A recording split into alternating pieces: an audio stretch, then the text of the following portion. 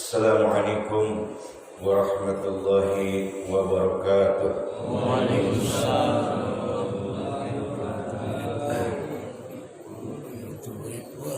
Bismillahirrahmanirrahim. Alhamdulillahirabbil alamin.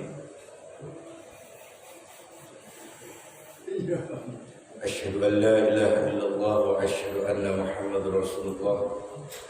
Allahumma shalli wa sallim ala sayyidina wa syafi'ina wa maulana Muhammadin wa ala alihi wa sahbihi wa man tabi'ahum bi ihsanin ila yaumiddin. Rabbana atina min ladunka rahmatan wa hayyi lana min amrina rasyada. Rabbana zidna ilman wa alhiqna bis salihin. Rabbi shrah li sadri wa yassir li amri wa hlul 'uqdatam min lisani yafqahu qawli. Subhanaka la ilma lana illa ma 'allamtana innaka antal alimul hakim. Rabbi a'udzu bika min hamazati syayatin wa a'udzu bika rabbi an yahdurun. Shallallahu alaihi wasallam. Ikhwatul iman rahimani wa rahimakumullah jami'an. Bersyukur kita kepada Allah sampai hari ini kita masih diberikan kesempatan salat subuh berjamaah, diberikan kesempatan hidup oleh Allah, dipanjangkan umur kita, disehatkan badan kita. Ini adalah nikmat yang paling besar yang Allah berikan kepada hamba-hambanya yang dicintai. Lalu dia manfaatkan nikmat itu dengan bersyukur kepada Allah, menjalankan perintahnya dan menjauhi segala larangan-larangannya. Salawat beserta salam semoga Allah tetap mencurahkan kepada junjungan kita, suri tauladan kita, Nabi besar kita yang mulia, Nabi Muhammad sallallahu alaihi wasallam beserta keluarganya, para sahabatnya dan juga kita selaku umatnya, yang insyaallah kita akan disyafaati oleh beliau di yaumul qiyamah nanti, diakui sebagai hamba Allah dan diakui sebagai umat Nabi Muhammad sallallahu alaihi wasallam. Amin ya rabbal alamin. Pada kesempatan ini mari sama-sama kita meningkatkan kualitas takwa kita kepada Allah, yang dalam artian takwa yang sebenar-benarnya, melaksanakan perintah-perintah Allah dan menjauhi segala apa yang menjadi larangan-larangan Allah. Karena hanya dengan bermodal takwa lah Allah Subhanahu wa taala akan memudahkan jalan hidup kita.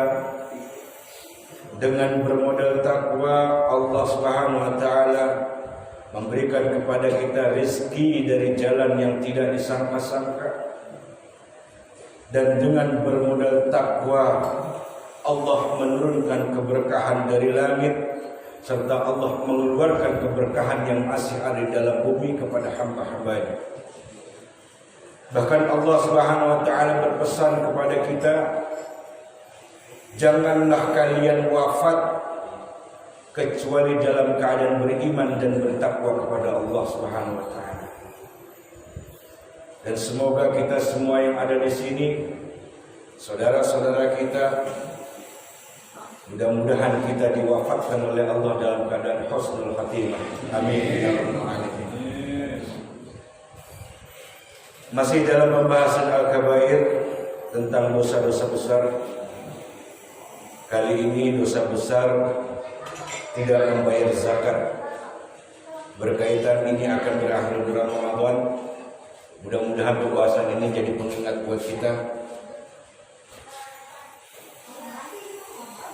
Di dalam Al-Quran, Allah Subhanahu wa taala berfirman di surat Fussilat ayat ke-6 dan yang ke-7.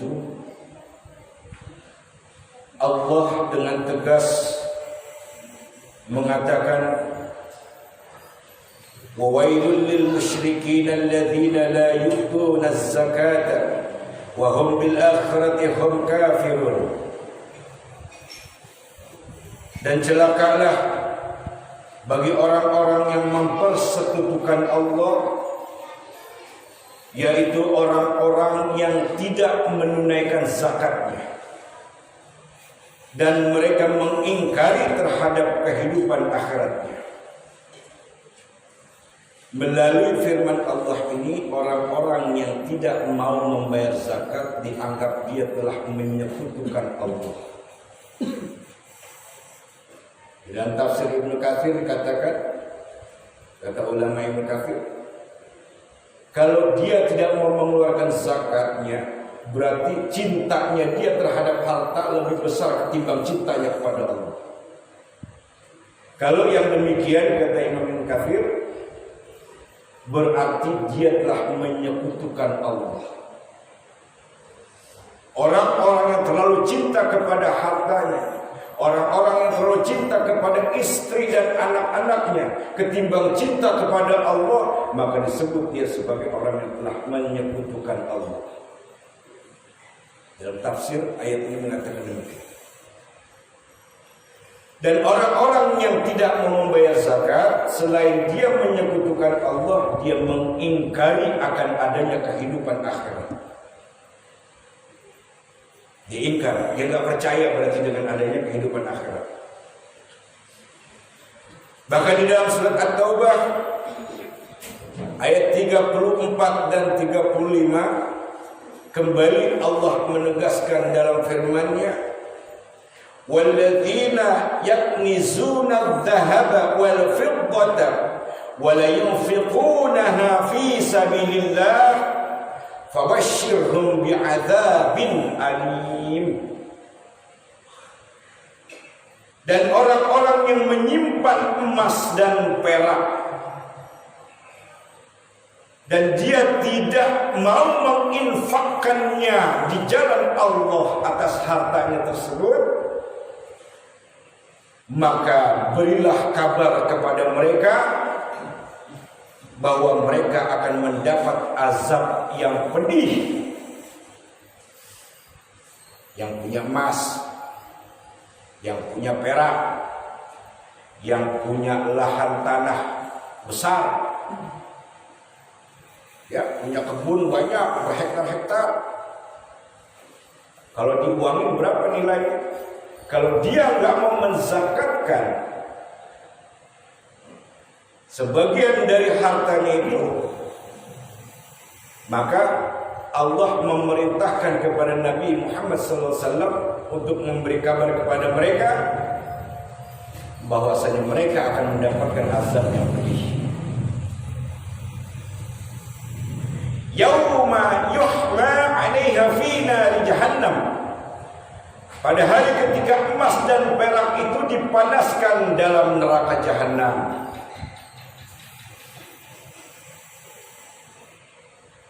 Rasulullah SAW bersabda, "Ma min sahibi iblin wala baqarin wala ghanamin la yu'addi minha zakatah illa qutiha laha yawmal qiyamati biqa'il qarqarin mantuhuhu bikurubnihi wa tadaruhu biaqfa biha kullama nufidat alaihi uqraha adat alaihi ulaha hatta yuqda bainan nas fi yawmi kana miqdaruhu 50,000 sanah thumma yara sabilahu imma ila jannati wa imma ila nar." Tidaklah seorang pemilik unta, tidak pula seorang pemilik sapi, dan tidak pula seorang pemilik kambing yang tidak membayar zakatnya, melainkan pasti dia akan dicampakkan di hari kiamat di sebuah padang yang lapang, yang datar dan luas, di mana hewan-hewan itu akan menyerduknya dengan tanduk-tanduknya dan menginjak-injak dengan kakinya.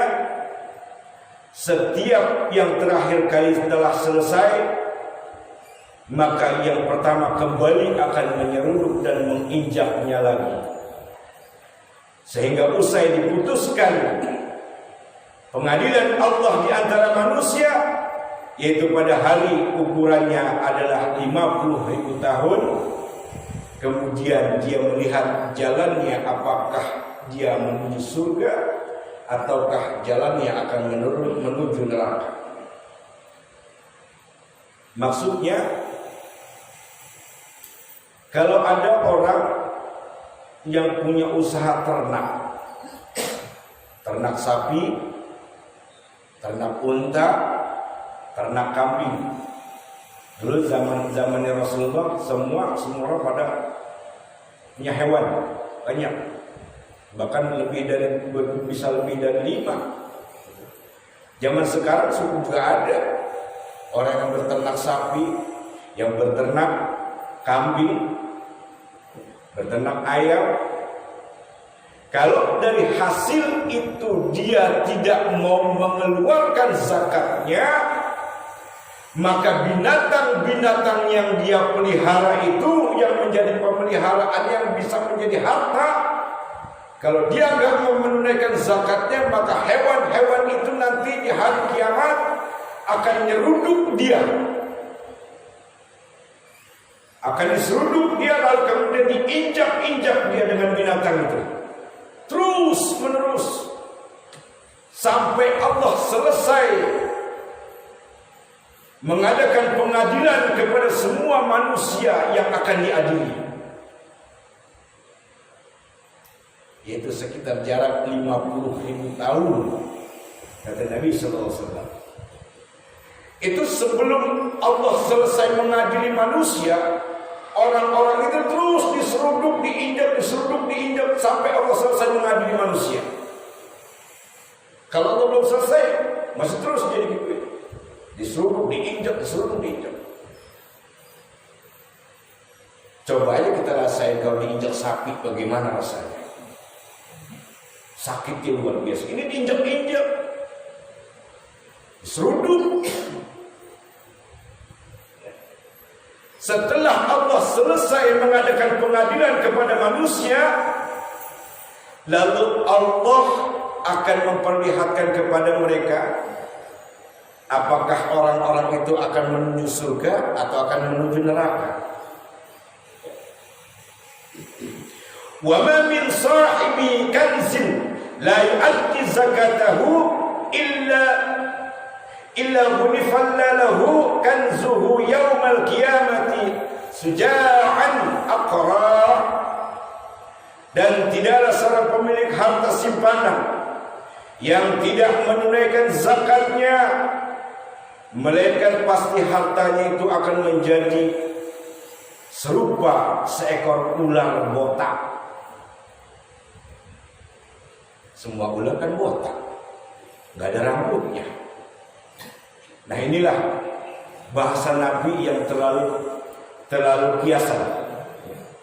Maksudnya di sini seekor ular botak, suja'ul aqra, adalah seekor ular yang sudah tua. Kalau ular yang sudah tua itu, dia punya racun, bisanya itu semakin banyak dan semakin beracun. Harta yang dia simpan yang tidak mau dikeluarkan zakatnya, maka akan menjadi seekor ular yang besar yang akan melilit dia, meremukkan tulang-tulangnya, lalu dicaplok orang itu dengan mulutnya yang ular itu taringnya sangat luar biasa tajam. Taring bawah, taring atas, dia akan mencaplok dia. Terus dia dikejar. Kalau sampai seumur hidupnya dia tidak melakukan tobat kepada Allah, tidak juga mau mensucikan hartanya, maka di sana azabnya begitu pedih. Itu baru dari seekor ular yang akan menyiksa dia. Belum lagi nanti harta-harta yang disimpannya itu, ya, akan digarang dulu di dalam neraka jahanam. Kemudian hasilnya dari cairan harta itu lalu disiramkan kepada dia. Terus begitu terus. Alhamdulillah menzalim. Kita kalau kena cairan apa, kalau kita bakar plastik kelelehan itu, kalau kena kulit kita itu sangat luar biasa sakit. Ini cairan logam yang begitu panasnya, nggak tahu berapa derajat Celcius itu. Ya, disiram ke tubuh orang yang pelit gitu, yang bakhil.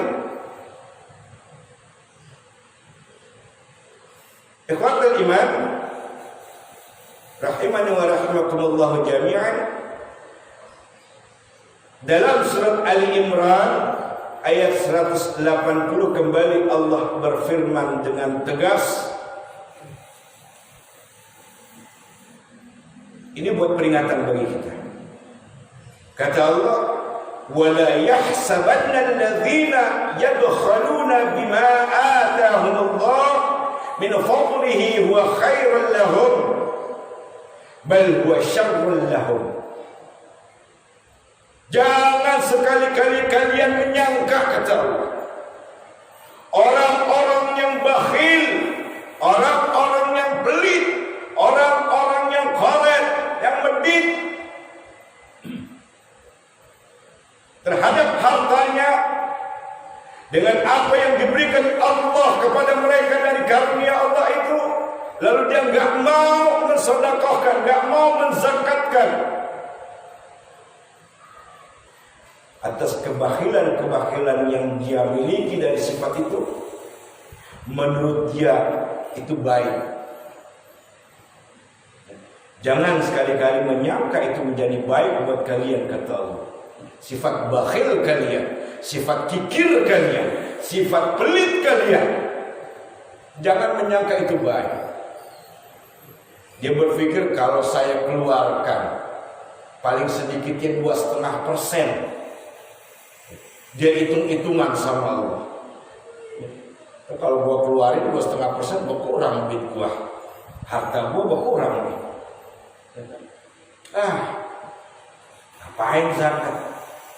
Gua nyari duit capek-capek. Dia hitung-hitungan sama Allah. Kalau Allah mau hitung-hitungan sama manusia, gak bakal bisa bayar kita. Sekarang kalau kita disuruh bayar sama Allah nikmat oksigen yang diberikan oleh Allah secara gratis, ini berapa duit itu kita harus bayar? Berapa tahun kita hidup di dunia? Itu satu. Yang kedua, nikmat sehat. Kalau Allah menuntut supaya kita bayar kepada Allah, sanggupkah kita membayar itu? Orang-orang yang mengeluarkan zakatnya, orang-orang yang mensedekahkan hartanya, yang menginfakkan hartanya, itu adalah bagian dari rasa syukur seorang hamba kepada Allah atas nikmat yang telah diberikan kepadanya. La in syakartum la zidanakum wa la in kafartum inna azabi lasyadid. Kalau kalian bersyukur, aku tambah. Tapi jika kalian mengingkari akan nikmatku, rasakan azab yang amat pedih, kata Allah, yang akan kalian rasakan. Jangankan di akhirat, di dunianya saja akan Allah berikan azab yang pedih. Apa azab yang pedih di dunianya itu?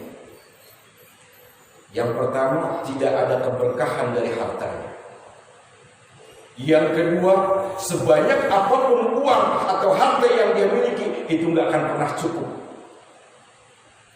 Yang ketiga, rumah tangganya berantakan. Ini azab yang pedih yang Allah turunkan di muka bumi. Di akhirat lebih besar lagi azabnya.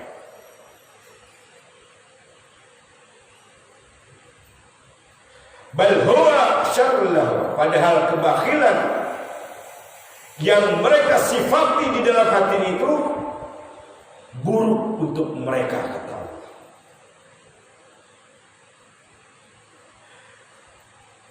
Sayutawwaquna ma bakhilu bihi yaumal qiyamah, akan dikalungkan di lehernya harta yang dia bakhilkan itu kelak di hari kiamat.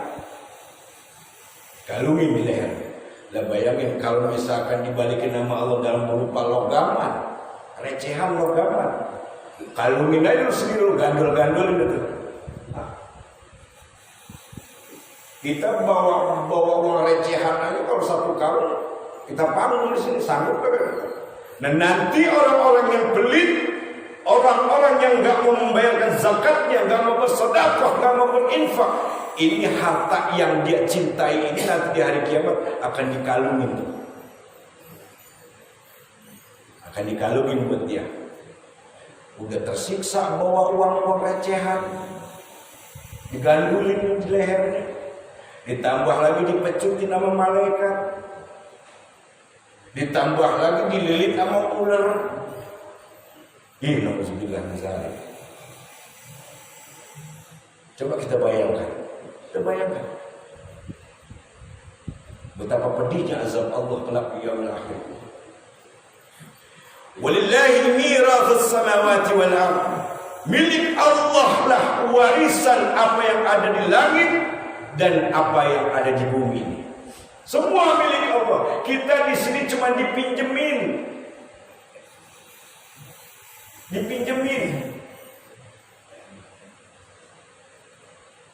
Kita punya uang 100.000 misalkan, atau 1 juta misalkan. Sedikitnya 2,5% yang dizakatkan adalah 250.000. Itu yang abadi buat menolong kita di yaumil akhir. 250.000 itu. Sementara yang 750.000 itu akan berakhir dan akan dibuang ke dalam sepiteng. Betul gak? Akan dibuang ke dalam sepiteng. Gak jadi apa-apa. Yang abadi, yang bakal menolong kita di yaumil akhir di hadapan Allah, yang 250.000 itu.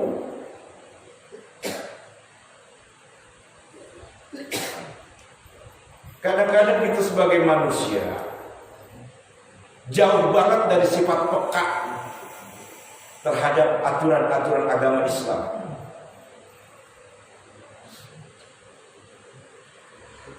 Seseorang yang tidak membayarkan zakatnya, dia dalam keadaan bahaya, kata ulama, karena masuk dalam kategori dosa besar. Ada perbedaan pandangan pendapat para ulama tentang hukum orang yang meninggalkan rukun Islam. Zakat salah satu rukun Islam. Kalau ada orang yang tidak membayar zakat, berarti dia telah menghilangkan salah satu dari rukun Islam.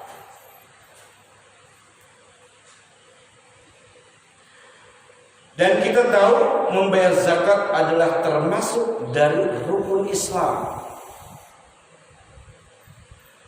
Meninggalkan atau tidak membayar zakat dengan ada unsur sengaja, unsur malas, kemudian ada unsur bakhil. Ini perbedaan pendapat para ulama mengatakan, ada yang mengatakan itu tidak mengeluarkan dia dari Islam, belum mengeluarkan dia dari Islam.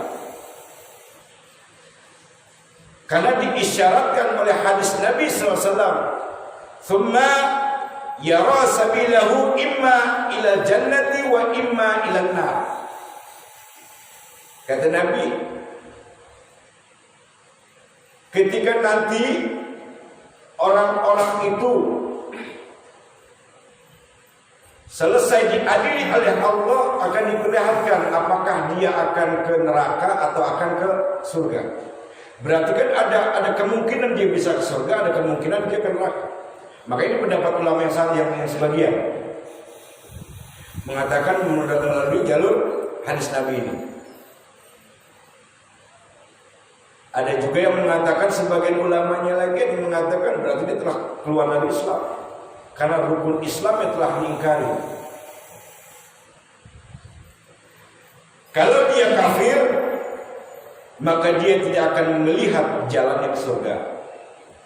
Di pendapat ulama Kalau dia masih muslim, dia cuma malas karena ada sifat pelit, bakhil, tapi masih muslim, dia masih muslim, seorang muslim.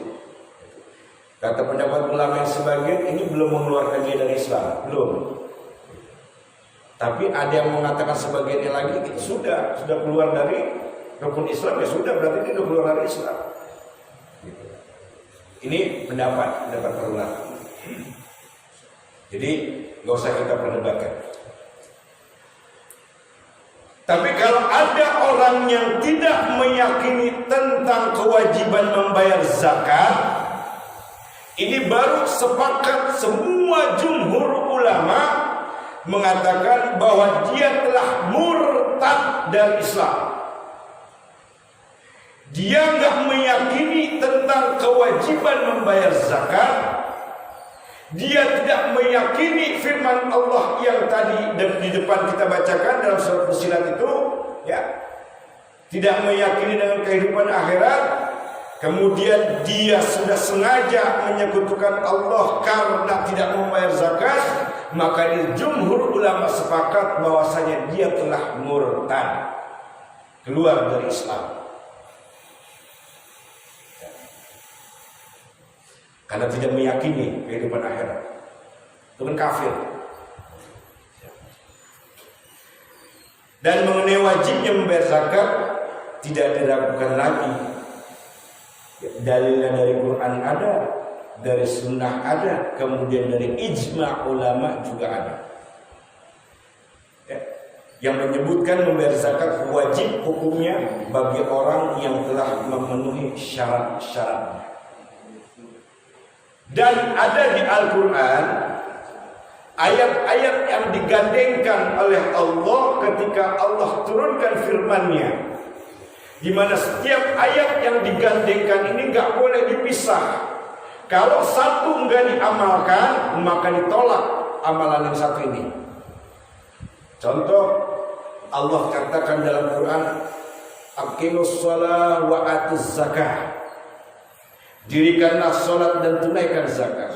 Sholatnya dia dirikan, tapi zakatnya dia nggak tunaikan, maka sholatnya ditolak oleh Allah Subhanahu Wa Taala. Ditolak.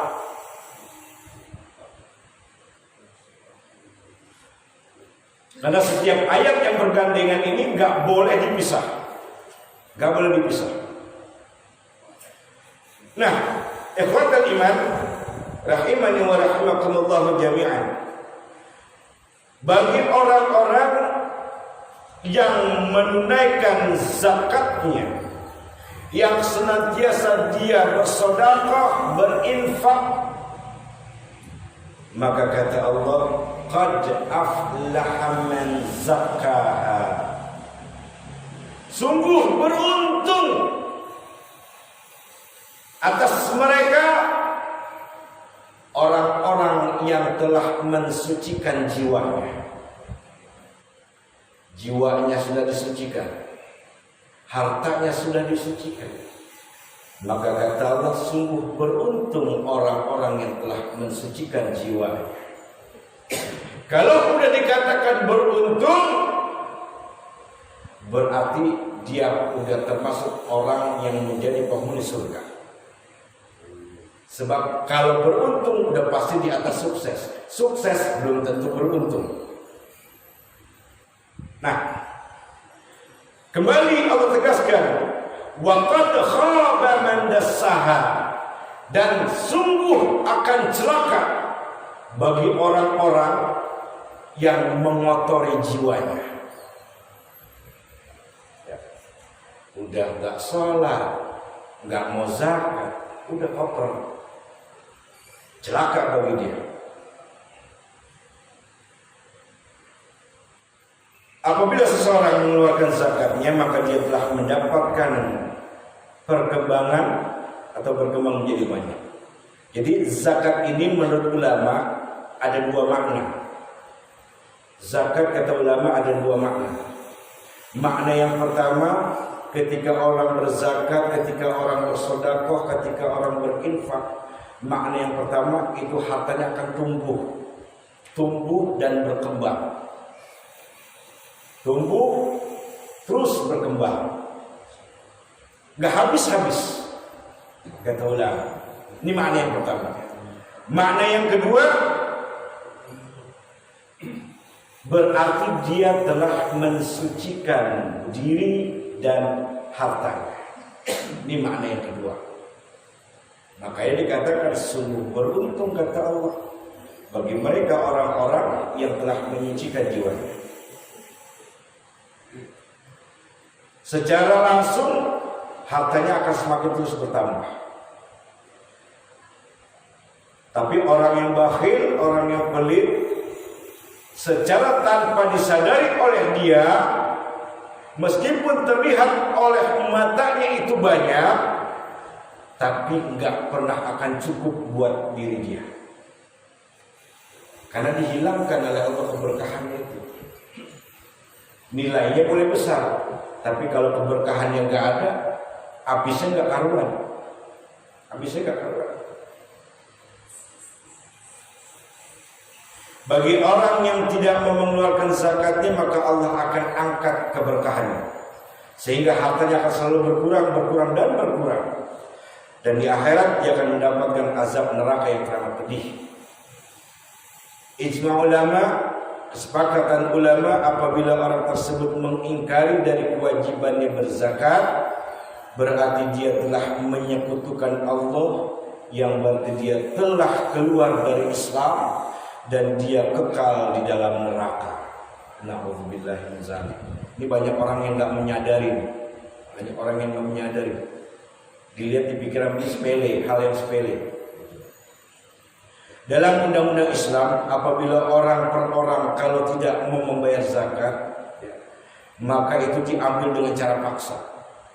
Dalam undang-undang Islam, kata ulama, dalam aturan undang-undang agama Islam, bagi orang per orang yang tidak mau membayarkan zakatnya, maka itu harus diambil dengan cara paksa. Kemudian bagi banyak orang atau satu kampung dia nggak mau berzakat, kata ulama, ini harus diperangi. Harus diperangi. Sebagaimana pernah terjadi di zaman Abu Bakar As-Siddiq radhiyallahu anhu. Semoga Allah meridhoinya. Dulu ketika di zaman Abu Bakar As-Siddiq, ada satu kampung yang nggak mau berzakat. Lalu sama Abu Bakar diperangi. Awalnya diingatkan, kalian belum berzakat, bayar zakat. Terus diingatkan, nggak mau bayar juga, diperangi sama Abu Bakar As-Siddiq. Itu undang-undang Islam. Kalau undang-undang Indonesia kan nggak begitu. Undang-undang Indonesia nggak begitu. Makanya orang Islamnya banyak keleknya, banyak yang susahnya. Karena yang kaya kurang peduli, kurang begitu peduli.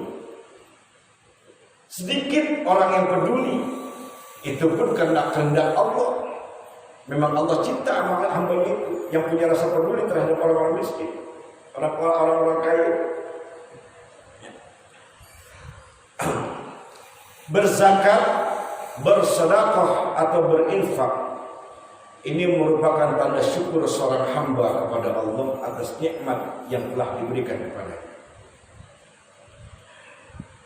Dalam surat Al-Hasyr, Allah katakan, "Wa may yuqa syuhha nafsihi faulaika humul muflihun." Dan bagi siapa yang dijaga dari kekikiran, maka mereka itulah orang-orang yang beruntung, kata Allah. Dijaga sama Allah supaya dia nggak punya sifat pelit. Dijaga sama Allah. Makanya kalau orang-orang yang ahli ibadah itu pasti sama Allah tuh nggak ada tuh yang sifat pelit itu dibuang jauh. Karena Allah udah sayang. Cinta sama sayang beda. Ya. Lebih baikkan disayang daripada dicinta. Dicinta bisa saja dilepas. Tapi kalau disayang, untuk melepasnya rugi. Ya. Dari Abdullah ibnu Amr mengatakan Rasulullah SAW pernah bersabda, wa iyyakum wasyuh fa innahu ahlika man kana qablakum amarahum bil zulmi wa zalamu wa amarahum bil fujur fafajaru wa amarahum bil qati'ati faqata'u. Jauhi oleh kalian sifat kikir, kata Nabi SAW, karena sesungguhnya sifat itu telah membinasakan orang-orang sebelum kalian. Karena sifat kikir mendorong kalian berbuat zalim, maka mereka melakukan kezaliman dan mendorong mereka untuk berbuat kedurhakaan, maka mereka melakukan kedurhakaan dan mendorong mereka untuk memutuskan silaturahmi. Mereka memutuskan silaturahmi. Rata-rata begitu orang pelit. Allah aja nggak suka sama orang pelit, apalagi manusia. Coba kita punya teman pelit, mau kita nemenin orang pelit? Nggak ada yang mau berteman dengan orang pelit. Ada yang mau berteman dengan orang pelit? Nggak ada yang mau. Kita berteman dengan dia susah, nggak pernah diajak jajan. Kagak ada yang mau. Susah. Kemudian ada hadis sahih yang terakhir. Ada hadis sahih dari Abu Hurairah yang mengatakan bahwa Rasulullah SAW pernah bersabda, "Awwalu thalathatin yadkhulu an-nar." 3 orang yang lebih dulu, yang paling pertama dijebloskan ke dalam neraka, kata Nabi SAW. 3 orang, 3 golongan orang. Yang pertama, amirun musallaf, penguasa yang diktator atau penguasa yang zalim. Ini sama Allah itu paling awal tuh dijebloskan ke neraka. Penguasa-penguasa yang zalim, yang diktator. Yang kedua, wa dzu sarqatin la yu'addilu haqqallahu fi malihi. Orang yang punya harta tapi dia enggak mau menunaikan hak Allah dengan tidak mau menzakatkan hartanya itu, maka dia termasuk orang yang paling awal dijeblosin, dilemparin sama Allah ke dalam neraka. Paling awal. Dan yang ketiga, wa fakirun fakhurun, orang miskin yang sombong. Ini 3 golongan orang yang lebih dulu dijebloskan, dilempar sama Allah ke neraka.